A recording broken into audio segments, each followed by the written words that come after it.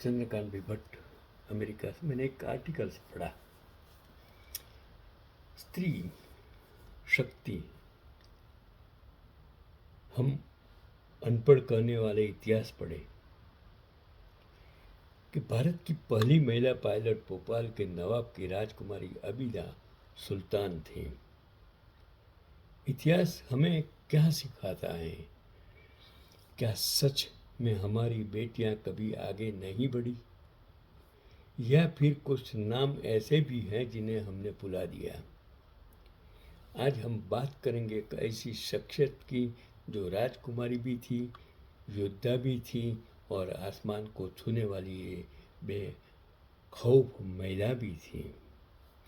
वो कौन थी? आबिदा सुल्तान। आबिदा सुल्तान का जन्म 1913 में भोपाल की रियासत में हुआ था और वह हमीदुल्लाह खान की सबसे बड़ी बेटी थी।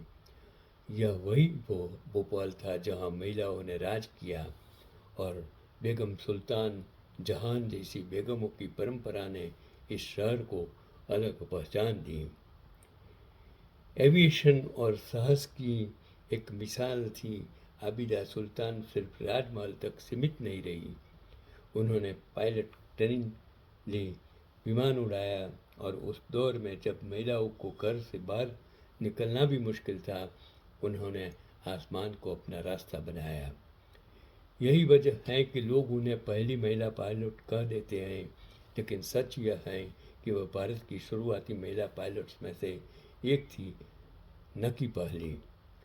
शौक जो उन्हें अलग बनाते थे वह सिर्फ पायलट ही नहीं थी, बेहतरीन घुड़सवार हॉर्स राइडर्स भी थी, शानदार शूटर्स भी थी, मार्क्समैन जिसे कहते हैं, और एक एथलीट भी थी। उन्होंने कई नेशनल और इंटरनेशनल प्रतियोगिता में हिस्सा लिया और आज़ादी का दौर और बड़ा फैसला 1947 देश आज़ाद हुआ और उसी समय आया एक बड़ा मोड़। आबिदा सुल्तान ने भारत छोड़कर पाकिस्तान जाने का फैसला किया। यह फैसला आसान नहीं था क्योंकि वह भोपाल की गद्दी की वारिस हेर थी।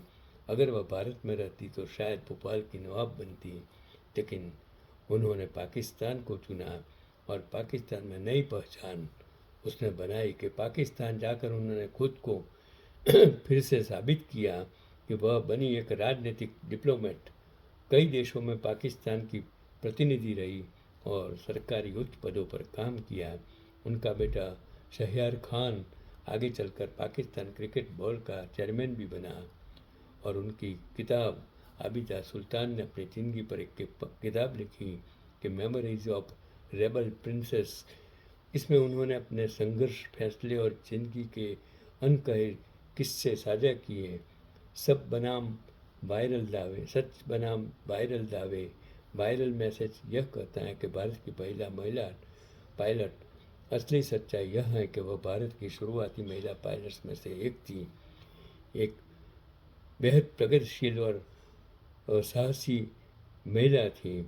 और इतिहास कभी कमज़ोर नहीं होता, हम उसे कमज़ोर बना देते हैं जब हम सच को जाने बिना उसे दोहराते हैं। और आबिदा सुल्तान एक नाम जो सिर्फ एक राजकुमारी नहीं बल्कि हिम्मत, फैसले और आज़ादी की पहचान थी। तो ये मकसद मेरा ये था कि हमें पढ़ना चाहिए, वक्त मिले तब हमें सच्चाई समझनी चाहिए। औरतों को हम कमज़ोर नहीं समझना चाहिए। और उसमें मैं हर वक्त कहता हूँ कि हर औरत में, हर इंसान में कोई न कोई स्किल होती है। अगर उसका दिमाग पढ़ाई में नहीं चलता हो तो उसका दिमाग दूसरी और टेक्नोलॉजी में चल सकता है और उसका जिस दिशा में, जिस स्किल में उसको जो महारत हासिल है उस स्किल को हमें डेवलप करना चाहिए। हर स्त्री और पुरुष को एनकरेज करना चाहिए। बच्चों को सिर्फ पढ़ाना हमारा मकसद नहीं है, बच्चों को बाकी का ज्ञान भी देकर समाज के लिए किस तरह हम उपयोग कर सकें वो भी हमें सोचना होगा। तो औरतों को कभी कमज़ोर मत किसी इंसान को कभी कमज़ोर मत समझिए। उसमें कोई ना कोई स्किल छुपी हुई है। उस स्किल का हमें उपयोग करना चाहिए। उसको गलत साबित करने की, कमज़ोर साबित करने की कभी भी कोशिश हमें नहीं करनी चाहिए। आज का पैगाम, हमें हर इंसान, स्त्री, बूढ़े, बच्चे को एनकरेज करना सीखना चाहिए। उसको मदद करनी चाहिए और उसका अपमान कभी भी मत कीजिए। हर इंसान इंसान ही है। जो जेनेटिक साइंस की वजह से उसमें जो कमजोरी है, वो कमजोरी गुलाम बनाने के लिए नहीं, उसको मदद करने के लिए है। यही आज का चंद्रकांत भाई भट्ट का पैगाम।